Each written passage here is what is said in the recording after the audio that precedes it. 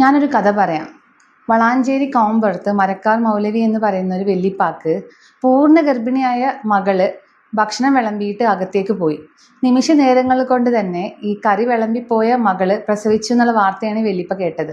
അന്ന് കളിയാക്കിയിട്ട് വെല്ലിപ്പ പറഞ്ഞു, ഇപ്പോഴല്ലേ അവള് ഭക്ഷണം വിളമ്പിയിട്ട് പോയത് എന്ന്. അന്ന് ആ വീട്ടിൽ ജനിച്ച പേരക്കുട്ടിയായിരുന്നു ഈ പറയുന്ന ഞാൻ. എൻ്റെ ഉമ്മാന്റെ ആദ്യ 2 പ്രസവം ഹോസ്പിറ്റലിൽ വെച്ചിട്ടായിരുന്നു. 3ാമത്തെ പ്രസവം വീട്ടിലായതുകൊണ്ട് തന്നെ അത് പറഞ്ഞ് നമ്മൾ ഒരുപാട് ചിരിക്കുമായിരുന്നു.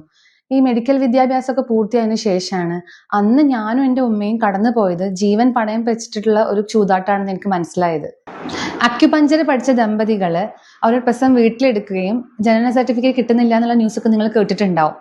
കഴിഞ്ഞ വർഷം ഇതേ മാസം തന്നെ തിരുവനന്തപുരത്ത് വെച്ച് വീട്ടിൽ ഡെലിവറി എടുക്കുകയും കുഞ്ഞും അമ്മയും മരണപ്പെട്ട വിവരം എത്ര പേർക്ക് ഓർമ്മയുണ്ട്? 90കളിൽ എൻ്റെ ഉമ്മാനെ പോലെ തന്നെ വീട്ടിൽ ഡെലിവറി ആവുന്നവരുടെ എണ്ണം ഭയങ്കര കോമൺ ആയിരുന്നു. അതുകൊണ്ട് തന്നെ പ്രസവ സമയത്ത് അമ്മയും കുഞ്ഞും മരിക്കുന്ന എണ്ണം ആ സമയത്ത് കൂടുതൽ തന്നെയായിരുന്നു. 90കളുമായി കമ്പയർ ചെയ്യുമ്പോൾ ഇന്നുള്ള മെറ്റേണൽ ഡെത്ത് റേറ്റ് നമ്മൾ യൂറോപ്യൻ സ്റ്റാൻഡേർഡുമായിട്ട് കടപിടിക്കുന്ന ഒരു തരത്തിലാണ് നിൽക്കുന്നത്. അത് നമ്മുടെ ആരോഗ്യ മേഖലയുടെ നേട്ടം തന്നെയാണ്.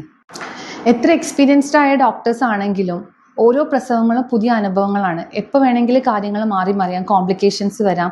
ഒരു പരിധി വരെ ഇതെല്ലാം തടുക്കാൻ ഹോസ്പിറ്റലുകൾ സജ്ജമാണ്. ഹാഫ് നോളജ് ഇസ് ഡേഞ്ചറസ് എന്ന് കേട്ടിട്ടില്ലേ? 3 മാസത്തെ അക്യുപഞ്ചർ കോഴ്സ് എടുത്തിട്ട് വീട്ടിൽ ഡെലിവറി ആവാൻ നേരത്ത് കോഡ് കട്ട് ചെയ്യാൻ ബ്ലേഡ് മാത്രം മതിയെന്ന് വിചാരിക്കുന്നവരാണ് നമ്മൾ ഇത്രയും കാലം ഈ ആരോഗ്യ മേഖല കൊണ്ടുവന്ന നേട്ടങ്ങളെല്ലാം ചോദ്യം ചെയ്യുന്നത്.